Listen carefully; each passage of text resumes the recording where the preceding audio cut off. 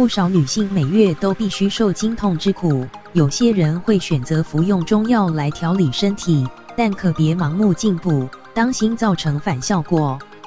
近日，女星梁又男就在节目中表示，因为生理痛去看中医，想不到吃错药，让他下腹大血崩，血流了23天之久，还因为吃血过多晕倒在地，把他给吓死了。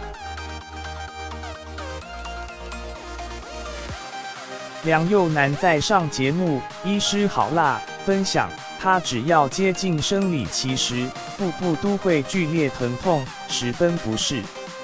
因此，他决定到家里旁边新开的中医诊所看看，而中医先开中药给他调理身体。想不到梁又男才喝到第3天，月经竟提早2周报到，他觉得不对劲，但因为有工作在身，无法拨空再去看。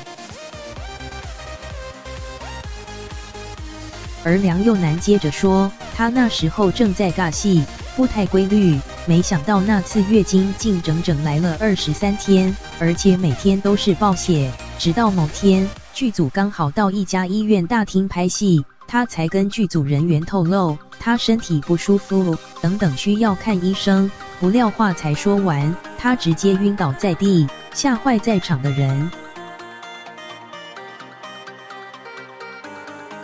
事后，妇产科医生告诉他，那位中医给的药是错的，让他吓到不敢再去那家中医。而在场医师也提醒，中药补过头，恐会造成血崩。